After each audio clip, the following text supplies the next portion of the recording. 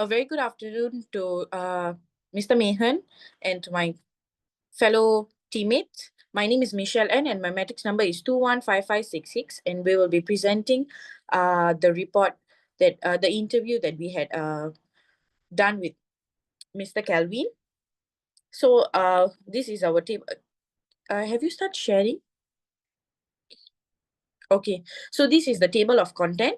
Yashni, next slide. So I'll start with the background of the organization. The organization that our senior manager is working is Standard Chartered. It was established in 1875. It's a locally incorporated in 1984 with 7,000 employees. It also provides financial services to individual, SMEs, and corporates. It also operates Standard Chartered Global Business Services, which is also called as GBS, supporting 53 markets worldwide. Moreover, it is the first bank in Malaysia to offer secured wealth lendings in foreign currency, and it is also established in Malaysia's first global operation hub and supporting 60 markets. And I also believe that Standard Chartered is one of the well-known banks in Malaysia, as we all know. So moving on to the next slide. This is a picture of us with the while we were doing interview with the senior manager. So the senior manager who has agreed to do an interview session with us is called Mr. Calvin Matthew John, and he's the associate director for integrated intelligence and investigation in Standard Chartered. So in terms of his education, he has a master's of business administration from City University, and his experience is he has experience in global support executive in HSBC. He was also a senior analysis in anti-money laundering in Citibank. As well, he's also a assistant manager operation financial crime compliance in HSBC, and he's currently, as I've mentioned already, as an associate director in Standard Chartered. So moving on to the next slide. So the question that I have asked him is about the core functions and responsibility. So he has mentioned his responsibility as a senior manager in Standard Chartered is about designing and implementing a compliances program where he ensures alignment with global and local regulatory requirements. As well, he also develops policies to mitigate financial crime risk. The second one is leading investigation into financial crimes where he detect and analyze fraud, money laundering, bribery, and corruption. And he also collaborate with internal audits, management, and legal teams. And he also managing a team of compliances professional where he provides strategic direction and mentorship. And he also oversee performance management and resources allocation. He also conducting training sessions for his staff where he educates on on regulatory on regulatory, as well as he also maintaining a relationship with regulatory authorities where he liaises with financial regulators such as FCA, MAS, Bank Negara, and ACT. He also collaborates with law enforcement agency for compliances enforcement. Moving on to the next slide. The major roles faced by the senior manager, as he mentioned, is keeping up with the changing regulations, as they are not aware of what they have to monitor and evolve the global and the local compliances requirement from Standard Chartered. And he also has to ensure the policies are continuously updated to align with the new laws. As well as the moving on to the second point is managing competing priorities. He also balances resource limitation with increasing compliance workload to address these growing regulatory demands, which limited personal and budget. And the last but not least is ensuring effective compliances execution, where he conducts ongoing training programs to keep the staff informed, as well as leverage compliances technology to enhance efficiency. And he also foster open communication to proactive problem solving. So these are the major challenges faced by the senior manager. That's all for me. Hi everyone. I will presenting about the impact of COVID-19 on Standard Chartered and how the organization respond to the challenge brought by the pandemic. The pandemic brought two major challenges. First, the shift to remote work. Standard Chartered had to quickly transit from in-office operation to a fully digital setup. This requires significant adjustment to compliance monitoring technique to maintain operation efficiency. Second, the rise in the fraud risk with more online transaction and heightened client concern during the pandemic. Fraudsters took advantage of the vulnerability to launch sophisticated cyber attack. To overcome this challenge, the organization implemented several key actions that they enhanced digital communication by introducing tools such as virtual meeting, encrypted message platform, and cloud-based collaboration system. This innovation ensured business continuity while maintaining efficiency. Additionally, they strengthened risk management framework by identifying emerging threats and deploying new technology to fight fraud and financial crime. Next slide. Moving to the next part, I will discuss the major challenge Standard Chartered face in adapting to AI and digital disruptions and their actions. First, let's look at the challenges. One of the biggest concern is data privacy, which with the increased reliance on AI powered solution, the organization has to handle massive amount of sensitive data. Protecting this data from breaches and unauthorized access is critical, as any lapse can threaten customer trust and regulatory compliance. Another key challenge is adapting to cyber threats.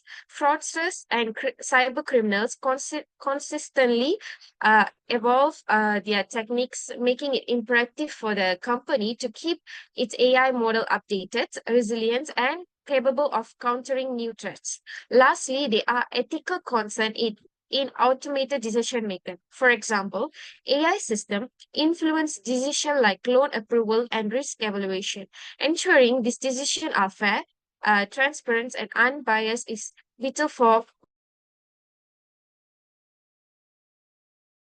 Next slide. To address this challenge, the organization has implemented several measures. Firstly, they have established strong governance framework to oversee their AI initiative. This framework ensure that AI is used responsibly and in line with the company's value and regulatory obligation. Collaborating among technical experts and compliant teams and leadership play a key role in this. Secondly, the organization prioritizes adapting and resilience. They continuously adapting their system to handle disruption effectively while positioning themselves to seize future opportunity in AI and digital technology. In conclusion, while the challenges posed by AI and digital disruptions are significant, Standard Chartered has demonstrated a proactive approach in addressing them. Thank you. Okay, moving on to the next slide, I will be presenting about the key lessons from the three presentation A and B that we teach in our class. So the first question will be, how does the organization use social media to enhance the business awareness and customer?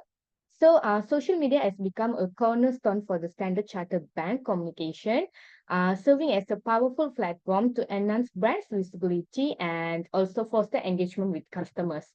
This organization leverage social media to educate the public on financial crime risk, uh, promote compliance initiatives, and share timely. By prioritizing this transparency and building trust through consistent communication, the bank had been positioned themselves as a credible and customer-focused institution. Social media also allows the bank to engage directly with its audience and then addressing inquiries, providing customer feedback, and the relationship with the stakeholder. So for the moving on the second question, it's like how can emerging technology like AI and AR strengthen the social media campaigns? So for this, AI can be like utilized to analyze customer management data, identify trends, and tailor content to align with the make sure it's aligned with the consumer preferences and ensuring campaigns are with diverse audience also.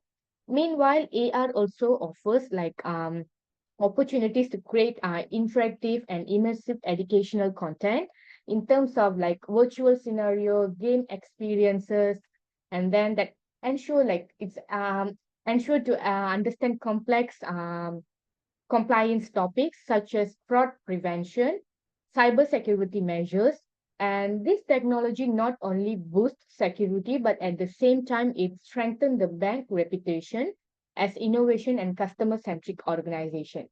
So moving on, the third question will be like how the Standard Chartered can be prepared for the rise of social commerce and integrate e-commerce into the social media. So to capitalize on this rapid growth of social commerce, Standard Chartered Bank has taking proactive steps like to integrate secure e-commerce into their social media by including compliance with the global and local e-commerce regulations and standards and offering secure digital payments like that align with the expectation of customers also. So by emphasizing this consumer education also, the bank not only build trust among the consumer or customer, but at the same time, they position itself as a very good brand and very well known bank also. So additionally, leveraging AI driven analytics, the allows the bank to better understand about the customer behavior in the space and refine the strategies to optimize engagement and conversion rate. So that's all from me.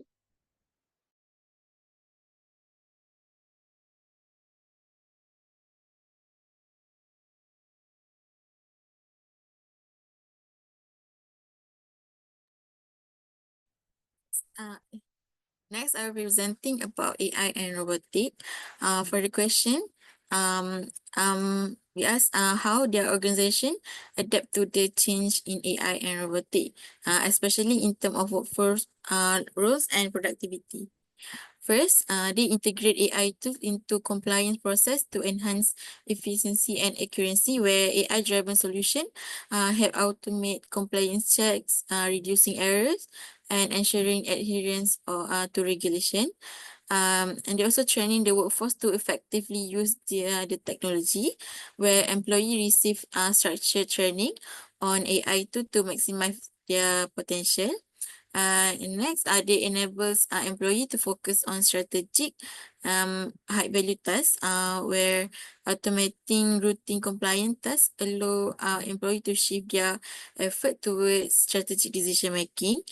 Um, and then they reduce time spent on mundane compliance check, where AI eliminate repetitive manual tasks, speeding up compliance verification process. Next question. For this question, we ask how they ensure that ethical AI practice in their organization to avoid bias and maintain transparency. Um, they develop clear guideline for AI use. For example, establish standardized policies outlining the ethical and responsible of use of AI. They regularly audit AI application for bias, where they conduct periodic assessment to detect and mitigate bias in AI algorithm. They also foster a culture of transparency in AI decision making, where they ensure all AI-driven decision are explainable and accessible to the stakeholder.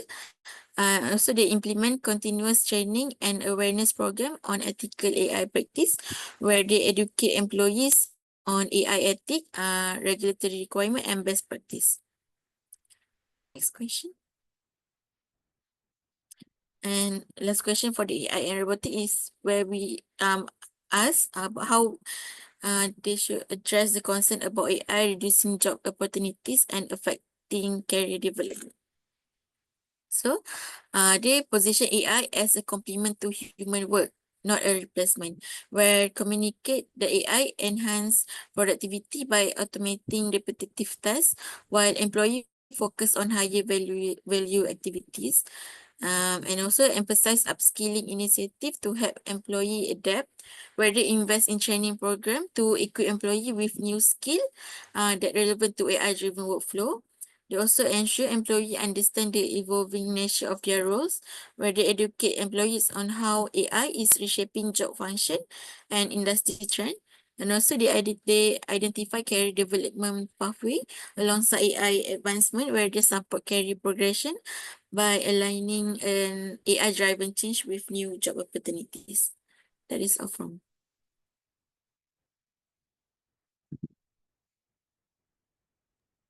Yeah, so I will be presenting about the leadership. So based on the question, how do you ensure that your leadership vision remain adaptable and relevant in the face of unexpected challenges like market disruption and technology advancement? So based on this, senior manager has suggested three vision of leaders should adapt like regular feedbacks, analyzing market trends, and embracing innovative practice. So first, for regular feedback, we should collect feedback that comes from employees, customers, and even stakeholders, as it could help us in to identify any potential gaps, to see any new opportunities that we can grab and see if there is any areas that need to be improved. For example, like survey or having one-on-one meetings to review performance or anything else that needed to be improved. Next is analyzing market trends, as we should be alert of any new industry development, new competitors, strategies, and new technologies advancements. They are able to help leaders to make decisions. For example, analyze using biodata analytics, look after economic forecasts and computer benchmarking that could help us in to make decision and boost our company performance. And last, embracing innovative practice, which leaders should encourage innovation in their working environment so it could drive our company growth, just like any other company. For example, adapt to new technology, implement creative problem-solving techniques, and improve effectively. Next. So, what strategy would you suggest for developing emotional intelligence and adaptability in our leadership teams? So, EI or emotional intelligence is the most important skill that needed to lead people. And according to the senior manager, he recommend the organization a training program that focus on active listening, empathy development, and conflict resolution. So for first, active listening, leaders that listen to their employees are showing a lot of respects and create openness between them. As we implement this in our work environment, it could encourage an open and communication and be able to gain more trust and improve communication, as employee would feel value and they are being heard by the leader. So for example, we have to maintain an eye contact as we listening to them, as we acknowledge their concern and offer solution for them. So next, empathy development. So understanding emotion and perspective of others could help leaders to connect with their employees. And leaders who are empathetic are able to create a supportive and positive work environment, as it could boost employees' morals and productivity. For example, a leader could recognize employees' achievement, offer any supports, and care about their employees' well-being. And last but least is conflict resolution, which is conflict often arise in the workplace, but leaders should handle the conflict with fairness and diplomacy to solve the conflicts. So, for example, leaders should use an open communication concept to address the conflict before it could get worse and find a solution for win-win situation to maintain a positive work environment. Next. So, how should leadership training program be tailored and to prepare for challenges like digital transformation and workforce evolution? So, according to the senior manager, they should have a mix of skills where they should focus on these 10 key areas that I will briefly explain to you. So first we have digital literacy, which leaders should understand the importance of emerging technologies and data analytics and any digital tools they are able to drive innovation and make a better decision for the company. Next is change management, where leaders should go under training as it could increase their skill to manage any changes smoothly and able to communicate and guide their team through any transition effectively. Then we have collaborative leadership, which is by encouraging teamwork across department and being able to help in order to break down any barriers and being able to improve efficiency as we have an open communication and share the same goal. And then we have EI or emotional intelligence, which is having a strong leadership that require a lot of empathy, active listening, and conflict resolution skill are important as we need to build trust and maintain a positive work environment. And then we have innovation and adaptability, where leaders should embrace any changes that have been made and encourage any new ideas and be able to create a culture where employees could work on having a creative solution to solve any concern. And then we have data driven decision making, by understanding and using data analytics effectively could help leader to make a better strategic decision for the company growth. And then we have remote team management, since it's important for leader to manage a hybrid and remote teamwork better, as it requires skills such as virtual, collaborative, any engagement strategy, and being able to track our employees' performance. And then we have the last three, which is ethical leadership. As we are involved in the technological transformation, it is also bringing us to new ethical challenges such as data privacy and the responsibility by using AI in our working environment. So it is important where leaders should balance the innovation of the technology with integrity and efficiency along with the company growth. And then we have diversity and inclusion. So building an inclusive workplace have ensured that diverse perspectives are being valued as it would lead to a better decision making and stronger team where employee would be safe and being heard. And last but least is continuous learning, as leaders should stay updated in any industry trends or changes and any new leadership strategy and new technology as to remain competitive in the industry like our competitors. So that is all from me.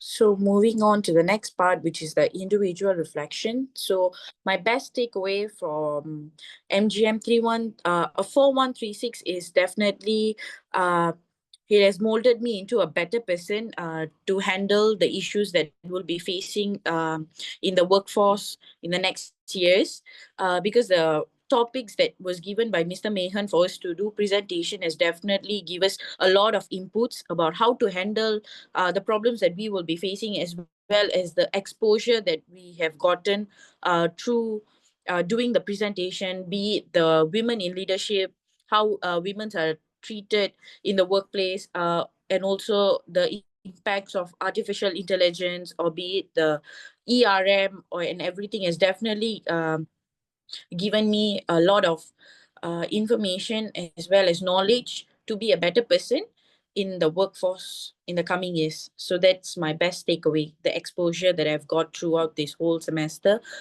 through the presentations that we have made. My individual reflection on Mr. Mehan's subject is this is the second time I'm studying under him, and it's always a valuable learning experience for me. And he always provides real life examples and case studies to make the subject easier to understand. This semester, its teaching approach was a bit different. We were tasked to do the presentation about the new topics Guys, such as AI, Blue sorry, Ocean. but I cannot hear anything. No, I can hear her. I cannot hear anything. Wait, I think something I is need to wrong. start again. No. I heard what you said. Start recorded. Um, Yashini,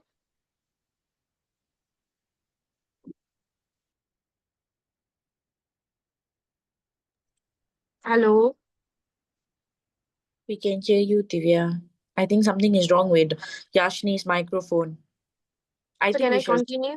Yes, you can continue. Like AI, Blue Ocean, ERM, talent management, a lot more. This is all is a new topic that we learn from this subject, the current issue management in management, and even though this is it is our responsibility to present deliver the presentation, but Mr. Mehan still guide us in every step, and he also do mock training section to show its dedication to ensure we understand the topic thoroughly. And um, mm, through, through in uh, through his class, we learn a lot of new things, not only about the management, but also about presenting confidently, preparing for the real world, and making thoughtful decision. Thank you, Mr. Mihan, for your guidance and for making the subject so engaging and practical for us.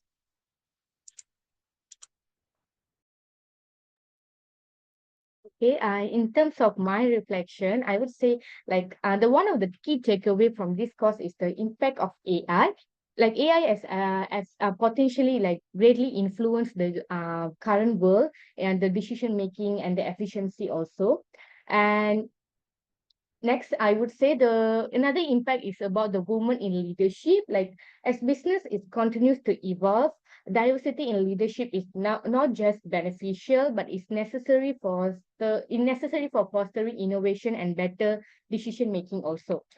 So future leaders need to advocate for and build inclusive environment where everyone has the opportunity to at least participate in the management or organizational structure.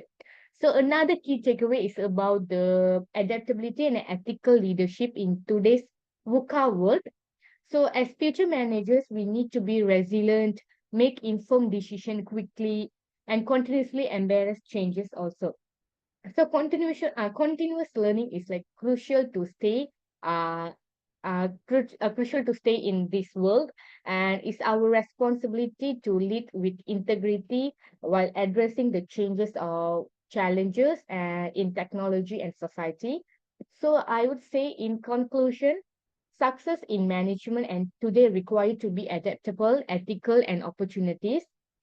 This subject has broadened my perspective on management and leadership in today's rapidly changing world. It has encouraged me to think critically about the challenges businesses faces and how I can contribute to these challenges as future leader. So that's all from my reflection.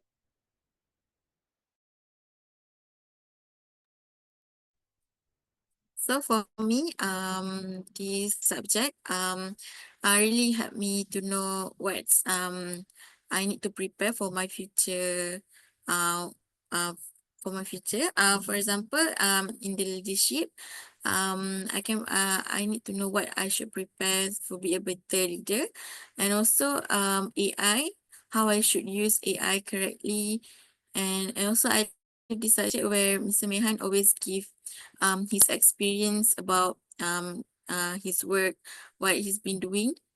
That's really helped me to know better in what I should expect in the future. And also I think this subject is a very good subject where it helps us to prepare in the future.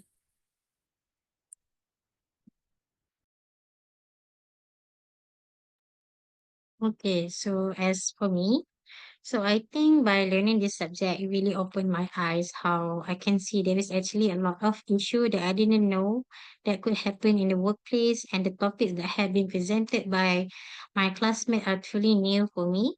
And sure, I get a lot of knowledge from listening and watching their presentation throughout these 14 weeks of learning these subjects. And I also think it would help us to build and guide me for my future when I go up there and face the environment later. and it helps me in order what should I do, what should I not do, and what are the challenges that I may face later on, and what could I have done to improve myself, and what things are going on with the management later.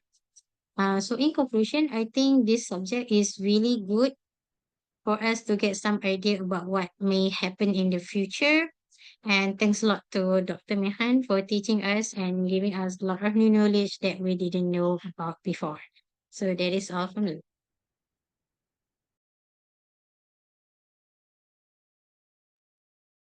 Okay, that's all from our presentation. And thank you so much.